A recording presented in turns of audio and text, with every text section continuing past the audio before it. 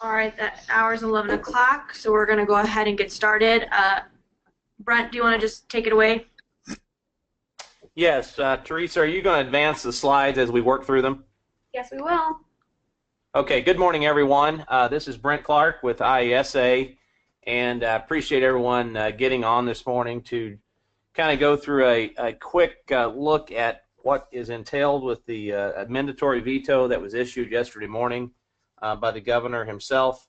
The first slide you see is the Fix the Formula Coalition that's been working almost night and day around the clock to get us to the point of getting a new funding model in Illinois, and we're close, but we're not there yet. And yesterday was certainly a setback to some degree, but so we're going to regroup and figure out how we go forward. So let's move on to basic overview for today. And what we saw was that SB1 was finally the result of about 4 years, maybe 5 years of work that went back into the original work of Vision 2020, along with work that was done by other groups that really melded together sometime in the spring of 2016, and has only gotten better as we have moved forward. The governor's amendatory veto made significant changes to SB1 as it had passed through the House and the Senate. And in fact, it undermined and really took away, if you will, key parts of the evidence-based model without using those words. And I'll give you some examples. It essentially deleted the provisions that were built into the model to ensure that not only this year, but future years and the funding with those years could be something other than just a stagnant number. We all are aware of the stagnant number of 6119, that it's not moved in years. In fact, it's been prorated. There's been the evidence that there's been no movement. There's been no recommendations to move that. If there is a recommendation, it's been ignored. So we had wired this together so that there would be an escalating cost, if you will, in real time, not just a stagnant number from 2017, to help support the cost that our schools actually face on a year-to-year basis. There was also changes on the distribution side, as well as changes on the support on the adequacy side, again in real time, not stagnants. So it also made other changes that were protections for school districts, all downstate school districts. Some are more impactful than others, and we'll get to some of those here in today's work. So some highlights of SB1 is that the new formula ties school funding to the evidence-based practices that research has shown will improve student achievement in the classroom. This is a very teacher-friendly, classroom-friendly model. This is not about administrators or anything to that regard. This is about putting more resources into the classrooms to improve student achievement. Each district is treated individually based on their demographics and their enrollment, the greatest needs of students, and that's developed through an adequacy target. The new dollars, we've been very clear about this, the new dollars, 99% of the new dollars go to the neediest districts first, trying to close the gap between where they're currently spending and their adequacy target to help bring them toward a more equitable system. SB1 also treats Chicago kids in the same way.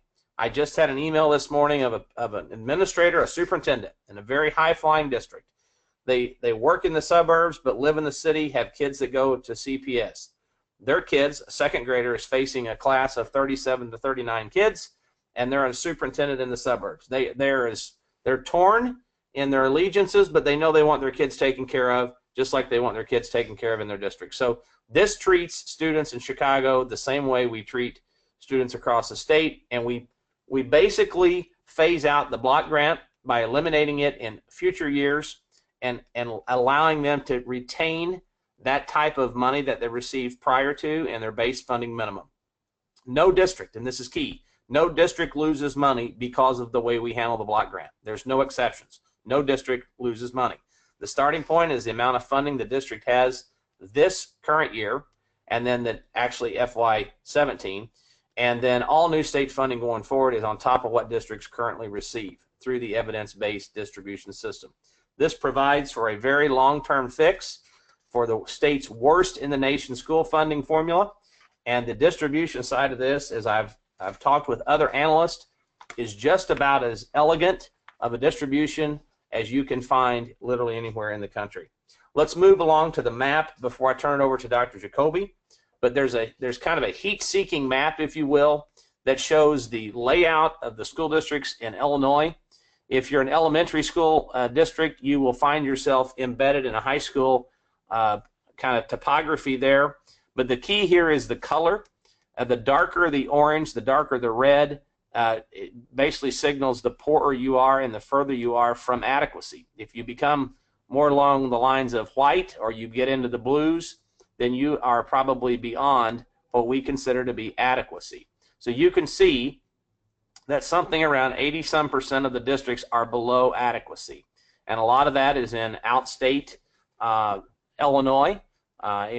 You can see the differences across the state and where there are pockets of districts that have some unique feature that causes them not to be below adequacy, but you can see this map. And I've always said in presentations, if you remember nothing at all about what we talk about, remember this map. This map is a pictorial illustration of the poverty across Illinois and the gap in adequacy between where we are today and where we need to be so kids can have an honest running chance at an education in a global society.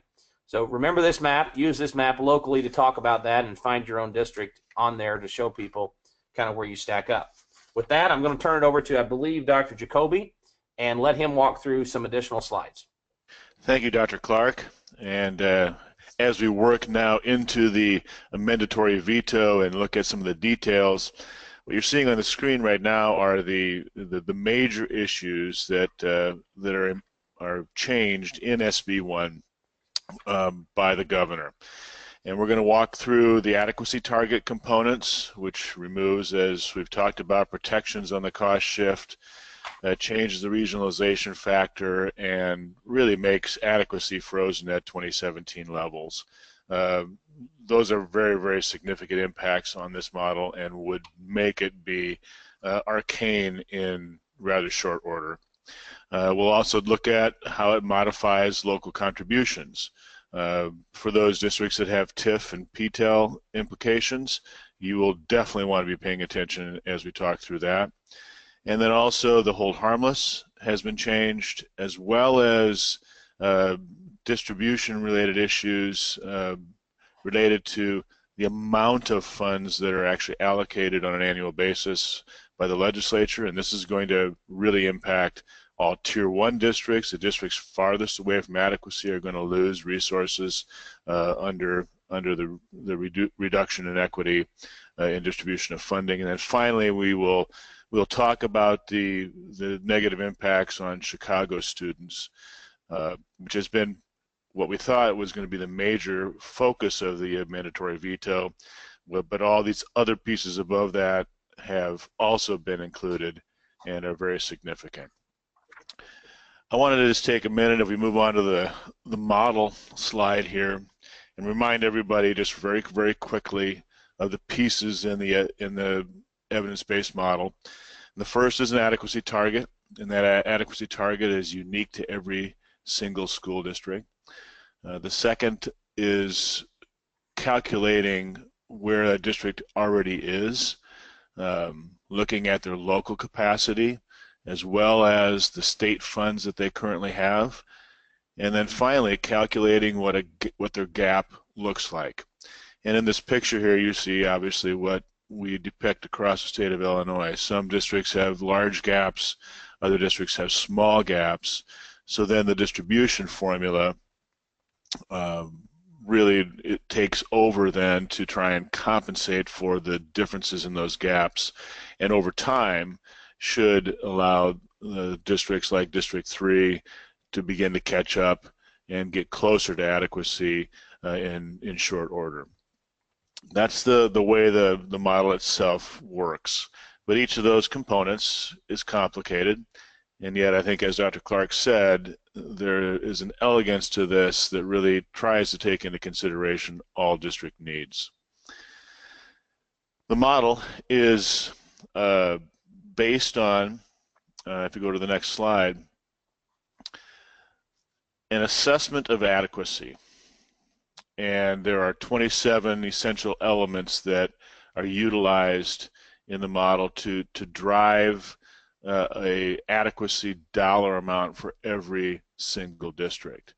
And those particular elements are elements that have been tested by research or represent some of the per pupil costs that we've seen historically in Illinois. There are very specific elements that are based on very unique students, the overall enrollment of a district in step 2, and also very unique needs for students. How many English learners are there? Allocations for special education, significant allocation related to low-income populations, because these are student types that really need to have those needs specifically met. The third step in calculating that adequacy cost is to adjust the salary averages below the multipliers here to reflect regional wage differences. And if we do all of that calculation, we essentially end up with a district adequacy target that reflects their unique student needs. This is the core of the front end of the model, which is the adequacy target.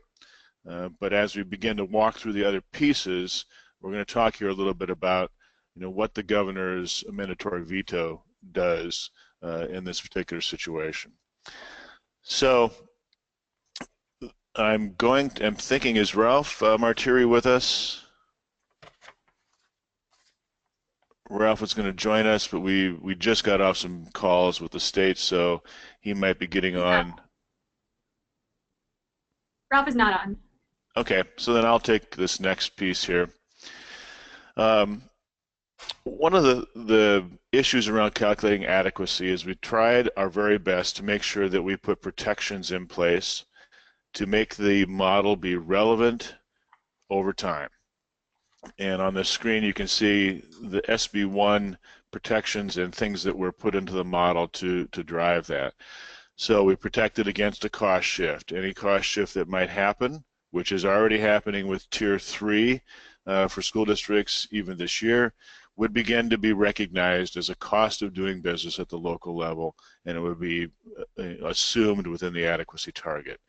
We would also adjust costs over time. So every year under SB1, there'd be an analysis of average salaries for all the positions that are related to those 27 elements. That would be a statewide average. And then we would adjust those averages based upon regional wage differences. So the governor's amendatory veto, what happens here is that those protections are basically erased. So there's no protection for a cost shift, meaning Tier 3 district contributions are not going to be part of an adequacy target. Or if there was a cost shift on Tier 1 in any incremental or grand way, that would not be recognized either as a cost at the local level, which makes the adequacy target somewhat unreal. Then there is no adjustment for salaries within the governor's amendatory veto, which simply means that your adequacy target would be calculated based on 2017 salaries, and it would be those salaries would be the calculated ones in perpetuity. So 10 years from now, in 2027, you're still going to have an adequacy target that's based on 2017 salaries.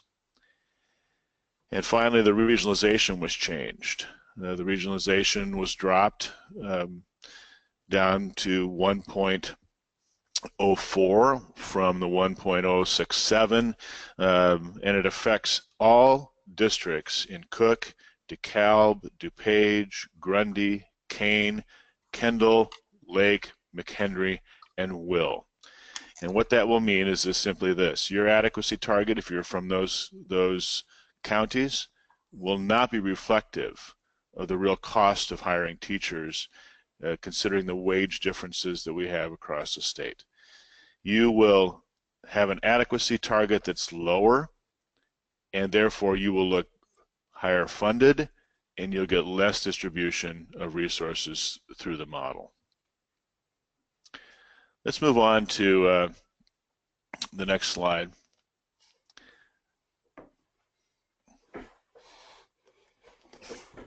and talk a little bit about local capacity. I'm going to ask, let's see, I'm looking at my order here. Yeah, it's Ginger. I can. Yeah, I'm at Ginger to take on this, and Ginger from Advance Illinois. Hi, it's Ginger Ostro, Executive Director of Advance Illinois. Thank you for taking us through that. As we look at the next section of what the amendatory veto does, we wanted to focus on what's happening in terms of local capacity. And just as a reminder of what Senate Bill 1 does, is it tries to make sure we have the most accurate representation of what districts can truly afford to contribute to the education, to the classroom, and make sure then as the states, as we're calculating that gap, that we're using a good measure of local resources. And that was the local capacity target. How much should each district be contributing? But when we look now at what the amendatory veto did, we see that there were changes that now take us away from that accurate representation of what districts can truly afford to cover. So the two biggest changes are how PTEL EAV and TIF districts are captured in the funding formula. In Senate Bill 1, we reflected the fact that districts that are tax capped or under PTEL can't access those local resources. So that's money that can't be contributed to the classroom. They're just simply not available to school districts, as you all know. Under the governor's AV, that provision isn't included. So all property wealth is included even if the districts can't actually access it. So it means that the formula is now assuming there are local resources available to you that you really don't have access to. In many ways, this is going back to the same double whammy that had to be corrected in the old state funding formula, which is you get less state funding if you look like you have more resources, so that's unfair, but at the same time, you don't actually have those resources, so they can't go to the classroom. So this is a challenge for every tax cap district, and similarly for every district that has a TIF in it. And we know that's many districts across the state. And for TIFs, even though similarly you can't access the resources that are there, that property wealth is also included in your calculation. So these are challenging provisions that affect districts throughout the state. Again, anybody who's tax capped or who has a TIF in your district. Let's talk about hold harmless, or the base funding minimum. Those of you who have been watching and sort of studying this as you've gone along, you've known that one of the principles that we began with in Vision 2020 and have continued through all of this coalition work is that every district would keep the amount of state funding that it received in fiscal 17. And this would be wrapped up in what is called a base funding minimum.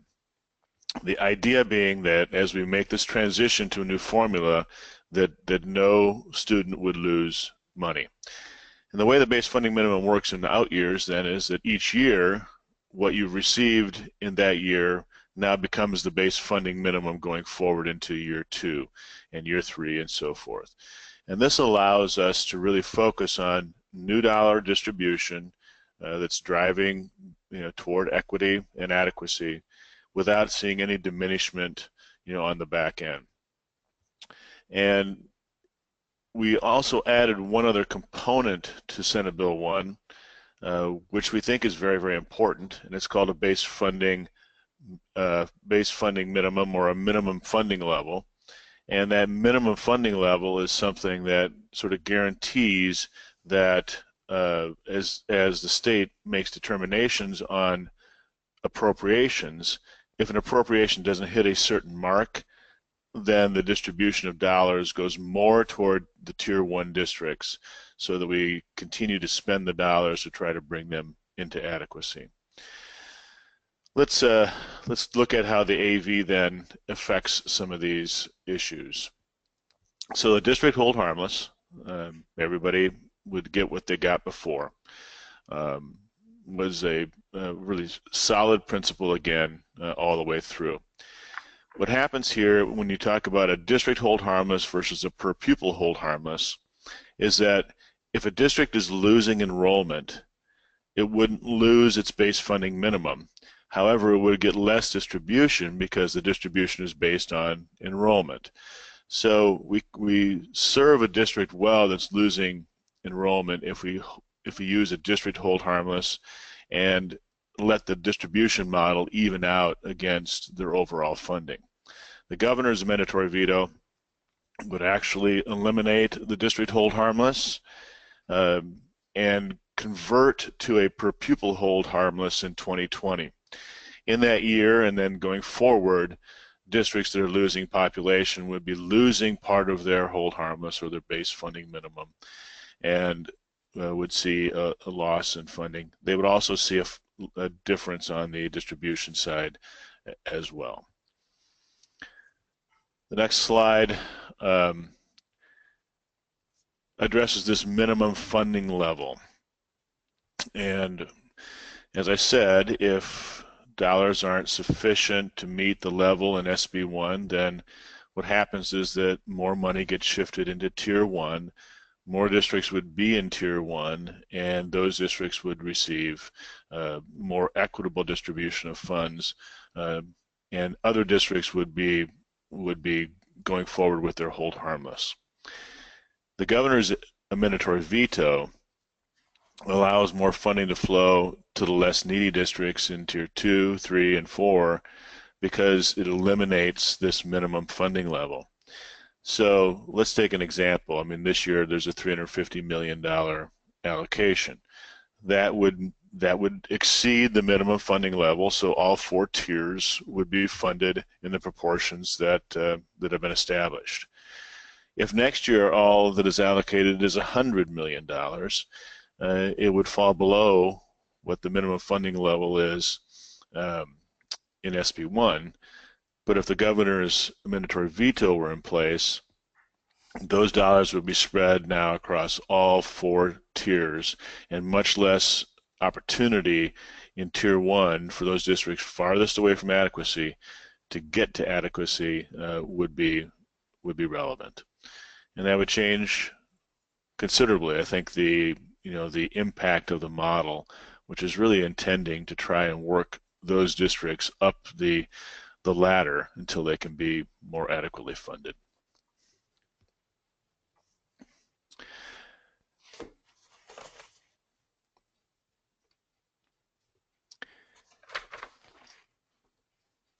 So I'm going to turn this over to Ginger as well. Part of the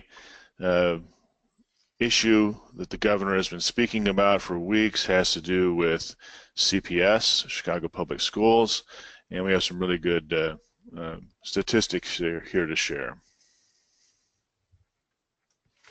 Okay, great, thank you. So we wanted to walk you through how the pensions work again today and under SB1, and then do a comparison with what happens under the amendatory veto. So I think, as everybody's familiar, the districts outside of Chicago, outside of CPS, are covered under the teacher's retirement system. In the most recent data we have analysis for, that the state is paying, which the state pays the full cost, everyone knows, and that breaks down to nearly $900 million in normal cost that the state is contributing to TRS, and about just over $2.6 billion in unfunded liability. That's how much the state is paying to the teacher's retirement system on behalf of all school districts in the state.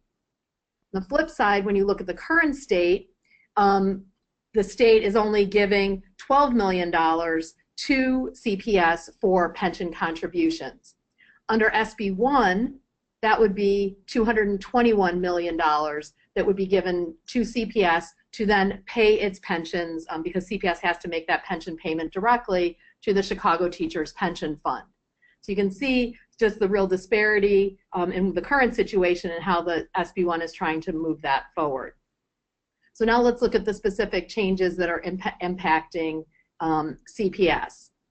First, as Dr. Clark mentioned at the opening, one of the key provisions in SB1 is that the Chicago block grants goes away. And as a reminder, Those are funds that CPS receives as one large pot to pay for special education costs for students. So that money goes directly into the classroom. Under SB1, CPS keeps those classroom dollars and they go into the base funding minimum. Under the amendatory veto, those funds are cut. They're taken from CPS and then they're redistributed to other districts. This obviously is a challenge under the core principle that no district will lose money because these are current classroom dollars. Second key provision in Senate Bill 1, going back to pensions, is that CPS has to pay not only its normal cost, but also its unfunded liability. So just the way we showed how the teacher's retirement system and the state contribution is broken into two parts, the amount of funding that is needed to pay the benefit costs for current employees, current teachers, that's the normal cost, and then the amount that's remaining from prior years. Under SB1, CPS gets a credit in their local funding, their local capacity, because property tax dollars that they use to contribute to the pension fund can't be used in the classroom. And the adequacy target is all about making sure we have the right amount of dollars in the classroom to ensure every student has access to appropriate resources. That's what SB1 does. This is completely eliminated in the amendatory veto. That means CPS will continue to divert classroom dollars to pay pension costs, and we've really not made progress towards adequacy in CPS. And finally, under SB1, as the illustration before showed, $221 million, which is the normal cost for CPS, is provided in the base funding minimum under Senate Bill 1. Under the governor's amendatory veto, that same amount is funded, but it's funded separately from the funding formula, and it's appropriated and funded much like the TRS payment is. This creates a separate pot of funding than for CPS's normal cost. I'm going to make a little bit of a comment here before we begin the next steps kind of discussion. One of the things that we're very concerned about happening here in the next several days is that SB will likely be running this model under the governor's amendatory veto. The problem with that is that this $203 million will be dropped in on top of the $350 million that was part of the original Senate Bill 1 model. And it will definitely make it look like some districts would gain more money under the governor's amendatory veto. In addition to that, the movement of the normal cost into a different category of the budget, that $221 million, which is the bottom right-hand corner of this slide, that also is in the budget for the evidence-based model. So that will also be redistributed through the model. The problem with that is that if that 221 is in another part in the budget and there isn't a budget to cover it, there would have to be a reallocation process, and the budget process of adoption would have to go all through that mechanism again. And if you paid attention to that, you saw the huge issues related to override, the 11 Republicans that broke ranks to override the governor's veto of the budget. So we have budgetary issues here. We're going to have inflated dollars in an evidence-based model, and there, and all these other pieces may sift into the background. But remembering, your TIF districts are now part of your wealth without access, no PTEL adjustments, no protection for cost shifts. All these other kinds of things won't necessarily have a financial factor that we can totally measure. So that will be one thing that will emerge here within the next several days, likely, is a new set of numbers. The governor on his webpage has locked out everyone from the numbers he was showing previously because they don't match his amendatory veto. So that'll be the next step in regard to data. And this is Ralph Martiri, and I'm just going to make one little comment on what Mike just said. The big picture summary, none of the numbers that come out of the governor's office or even SB that model out the governor's AV can be relied on in any way. They are all going to be off, and off by significant amounts. So I think that's really the message to take home. It's a promise without any substance to support it, and really the only reliable funding source and the only reliable numbers are those under SB1 and the SB modeling of SB1. Great point.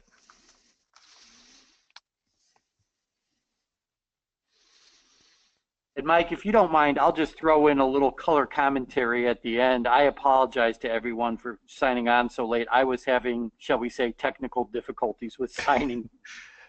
No problem, Ralph. So this is Brent Clark again. I'll wrap us up here. So here's what happens next.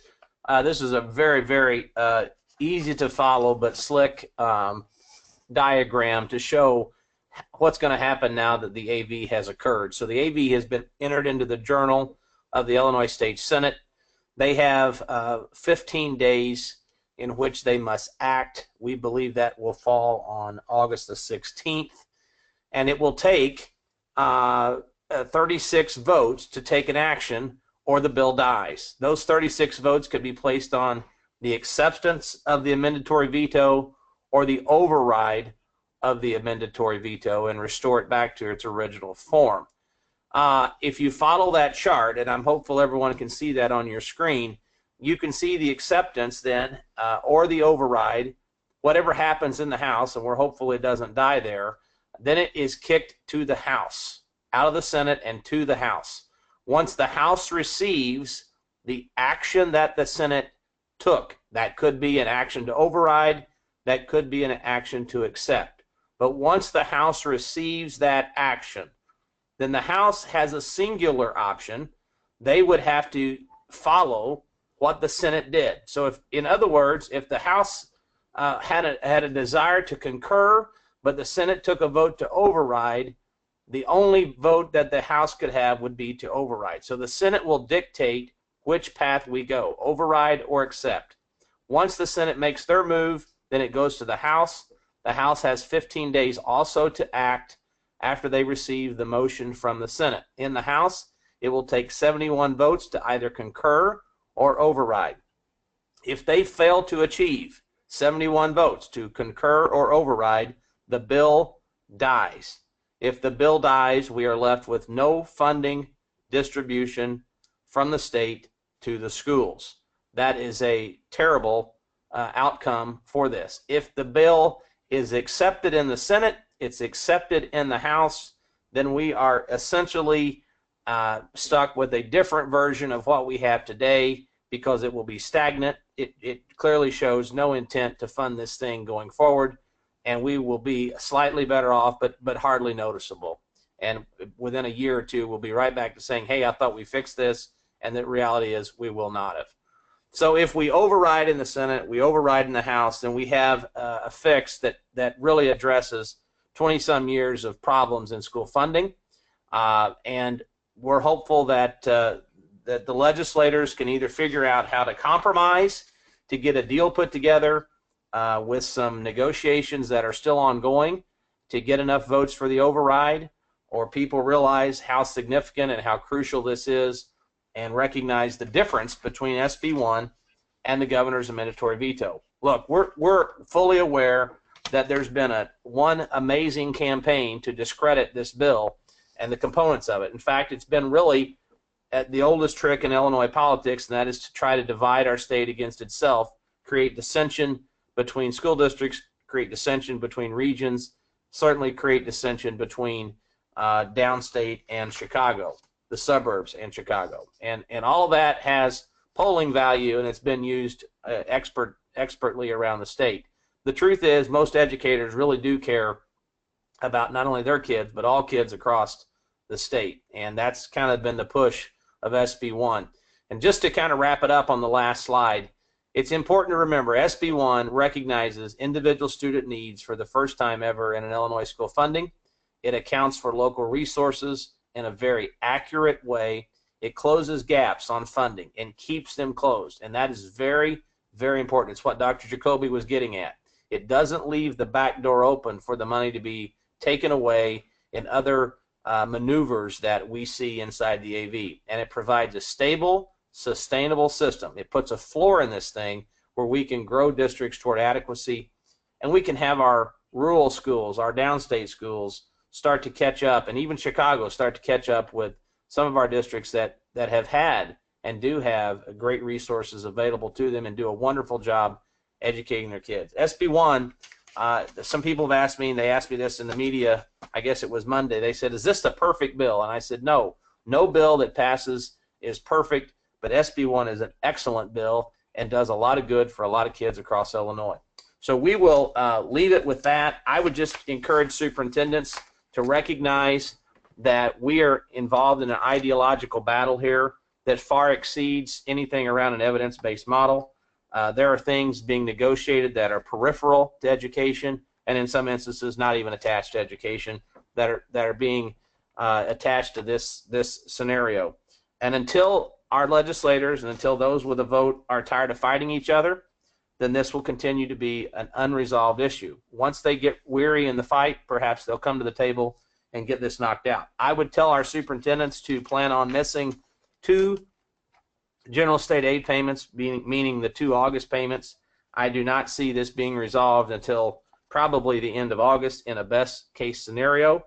If we get to the end of August and this is not resolved, I don't know what direction we're headed, and I would say that all bets are off at that point. I would remind everyone that's a superintendent to complete the survey regarding the school closure and go back and take a look at the budget crisis toolkit that we sent out in early June and again in mid-July. And I would just remind everyone finally that we are on the cusp in Illinois of having one of the greatest full school funding distribution models in any state around, particularly on our distribution side.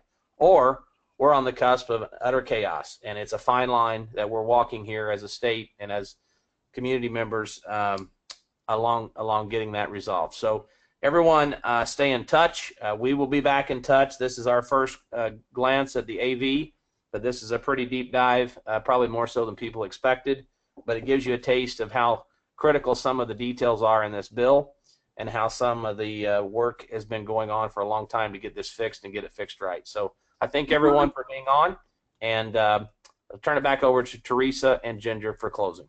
Great, thanks, Brent. Before we completely hop off, there are a bunch of questions in the chat box, and while we have everyone here, I'm just going to read through them and let Brent, Mike, Ginger, Ralph respond. So just quickly, this is being recorded. We will have it as soon as we can download the everything. We will have it out in a few hours. We will have these PowerPoint slides available, and we will have one-pagers available quickly later today.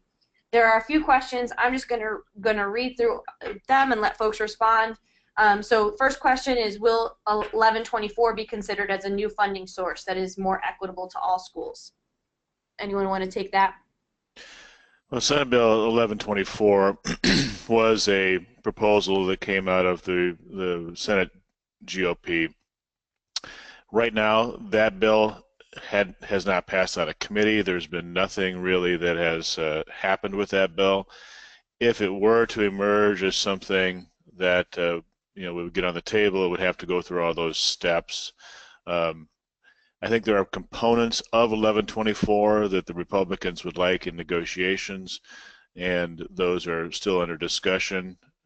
Well, we hope they're under discussion still.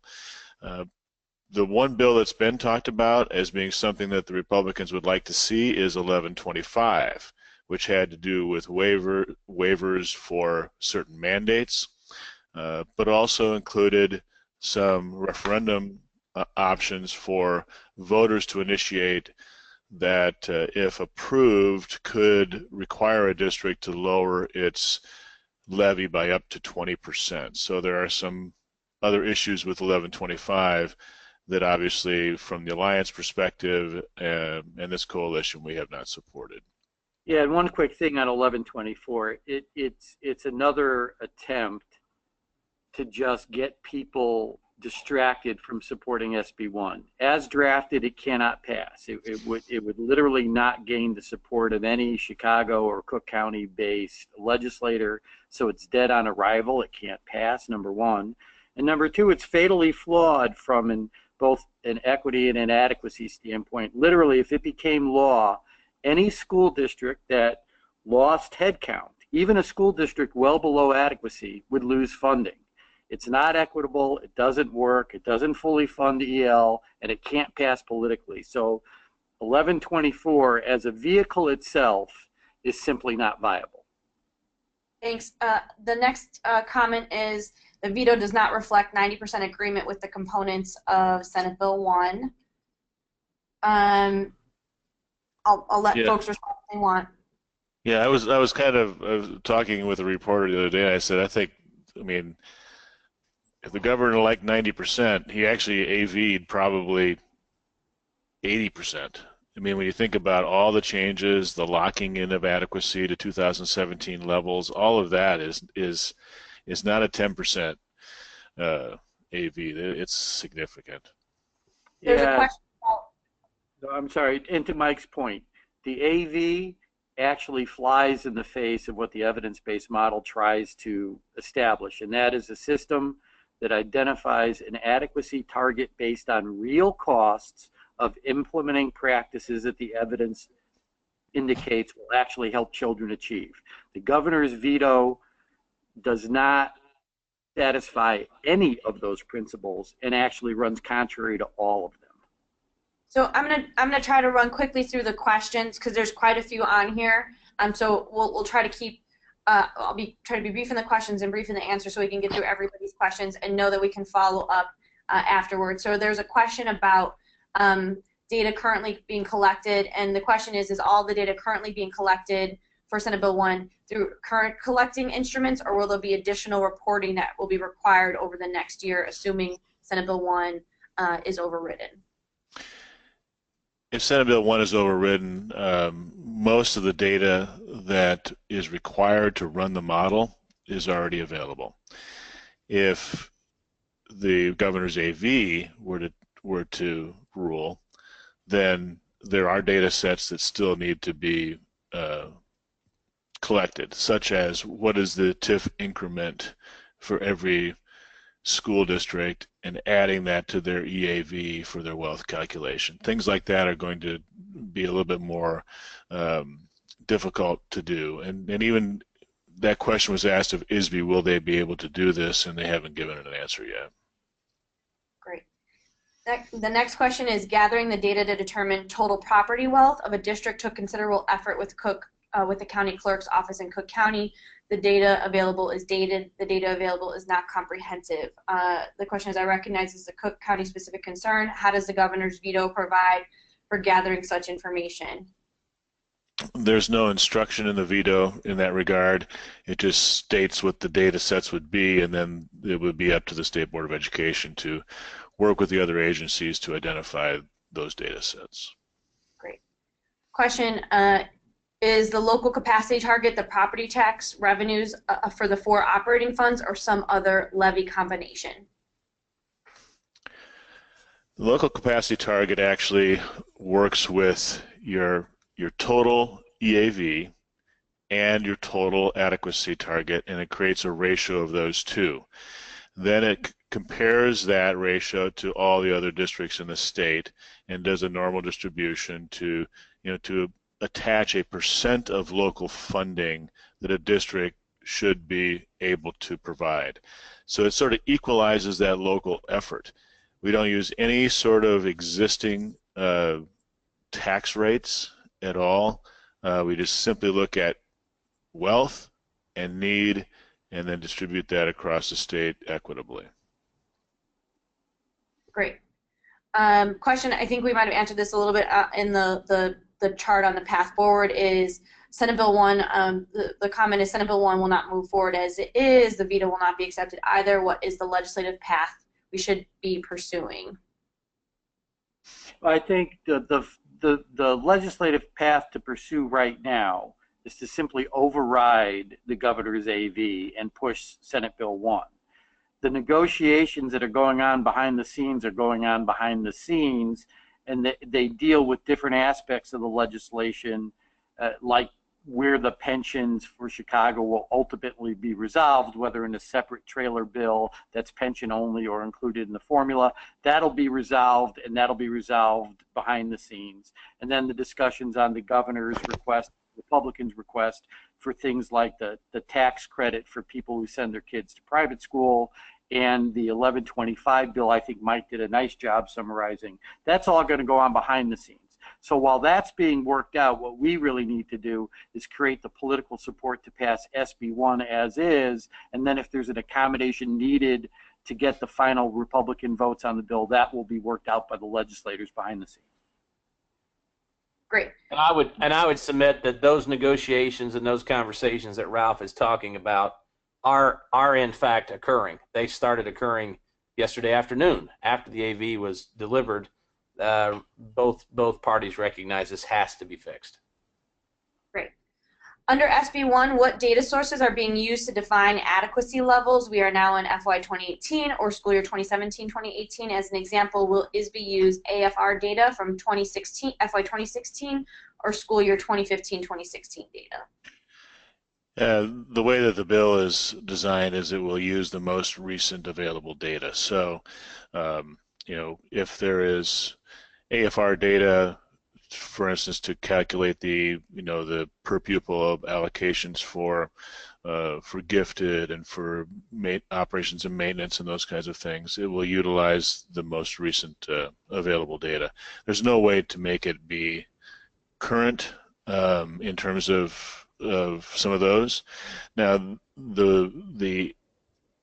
under this question, I think there is another statement that needs to be made, and that is that all of the estimates that you've seen so far on SB1 were based on 2016 hold harmless and a 2017 modeled distribution. When it really happens, it will be 2017 hold harmless into a 2018 distribution, so that will change some of the dynamics there as well. Great. Just a comment that urging caution so that way we stick to the facts and it doesn't appear that it's being orchestrated anyway. I think I'll just say I think we've been trying to be careful about that, but no matter what, even sticking to the facts will be cast. It's likely that it'll be cast as politically motivated rather than factual, so we should just be aware. We will have one-pagers. We will have slides for folks. We have a question of, have we heard what will happen with title funds and pre-K grant funds? When will they be distributed to schools? We have not had any sort of actual determination of that. There was some back and forth related to the mandated categoricals and those that are outstanding. But title funds, as they come in, can be distributed based upon the current budget, as well as pre-K grant funds, because those are outside of the evidence-based model. And there's been a lot of questions around the MCAT discussion in terms of what's eligible to be sent, and I would simply say that we understand that the third and fourth MCATs from last year are eventually going to be available here. I think two of the issues around that is there enough money in the state treasury to send those checks out? That's number one. Number two, we talked to them about hardship cases. Could they in fact fund hardship cases first? And I think they're researching the legality of selecting hardship cases to fund for MCATs over maybe districts that don't necessarily need the cash flow at the moment. So that's also on the table, and know that we've been talking with them for probably over a month on that. Great. Question about the majority vote versus 3/5. I'll just respond to say anything that after May 31st, anything that has an immediate effective date, which is what we know we need the school funding distribution mechanism to be, requires a 3/5 majority vote, no matter if it's the acceptance of the AV or the override. A question on any word on the third and fourth quarter payments on FY17 will be coming or not. I know Comptroller has responded to this directly at town halls, but anyone want to respond to that? I think Brent just answered that previously. If payments are missed in August, will they be made up? If so, when? I think it's likely then that ISB would communicate that to districts. Instead of 22 payments, they would likely reduce it to 20 payments and do the division that way. Or they could be making up the August in the September payments. They would have both those options, I think. A question about where to access webinar. It'll certainly be on the Funding IL Future IL Future website. I believe we can send an email to everybody who joined after this. If you registered, we should be able to send an email to everybody with the materials. We can send it, Brent, Mike, the recording to everybody so they can push it out on their websites and social media as well. One of the questions we're getting, Teresa, is can we at least have the slideshow as well Yes. that we can get out? Yeah. Yeah, those will all be up really quickly on fundingilfuture.org. It'll take a while to download the video and get that, but we will have that out to everybody, and we will send it to all of the executives who can put it out on their websites and lists, etc. Okay, sounds good. Question again about GS, it'll be a state aid not distributed in August, so the comptroller's office have additional money freed up to send third and fourth quarter. We talked about that. I think they don't. Is a property tax freeze still on the table in the ongoing negotiations? I would say that the negotiations that occurred in the last 3-4 days, starting last Saturday, I think the Republican negotiators were very successful in keeping the property tax freeze off the table. I believe that they had heard our message loud and clear, and they did a great job keeping that off the table. Now, those negotiations broke down. We've received an AV. I am not aware if that has reappeared in negotiations that started yesterday afternoon. It's worth certainly keeping our eyes on because of the damage it would do to all schools, and continuing to talk about that with legislators of all stripes regarding the damage that a property tax freeze would actually do. We can't make up for that with an EBM if they start freezing property taxes and, you know, suppressing that revenue. Next question is information regarding PTEL and TIF and accessible EAV going to be evaluated within the ISB recalculation of the AV? I mean, I think they are going to have to do that because they would severely misrepresent wealth under the AV if they do a model that did not take that into consideration. Now, where those data sources are coming from, we're still in conversations with other state folks about where the TIF data exists, how to tie it to school districts versus municipalities, because they are actually municipal or county TIFs. They're not school district TIFs. So there will be some data issues, I'm sure, on that, and I'm not exactly sure how ISB is going to reconcile. Thanks. Next question, will IASA, IASBO, ISB, and IPA use any funds they have set aside to hit local media markets with ads encouraging legislators to override the veto? There's no plan for that to occur. I think for folks, you know, the question will be whether or not some other advocacy groups like STAND have funds to do that, which we don't have answers to yet, but whether or not folks will do that. I do think continuing to answer questions, host town halls, and getting as everybody's pointing out, really good facts into the hands of everyday citizens and voters will be really important. And we can continue to help on that front for anyone who needs it, which is probably everyone. Question, everything I've read indicates the biggest challenge to override the veto will be in the House. How likely is a successful override? Depends on our efforts. Let's be good. Yeah. And it depends on the negotiations and what type of trailer bill items emerge, and who that specifically helps, and how bad of condition schools are getting in, and how quickly they're going to close and miss a football game.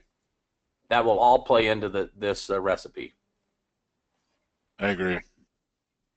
Again, want to hit SB1 would still need to be overridden, even with a trailer bill that is a part of a negotiated process. So that's why we continue to push, right, while still being reasonable advocates. Right. Okay, are transportation payments included in EBM? No, transportation is excluded.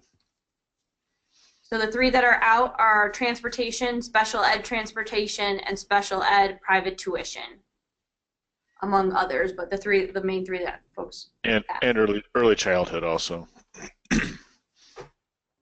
All right, those are the questions we had. We will follow up in as many ways as we can.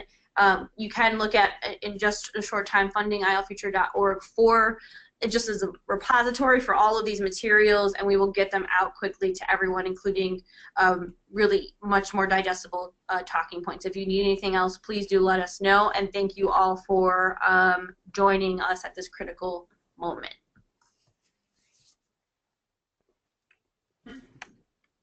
Thanks, everyone. Thank you. Guys.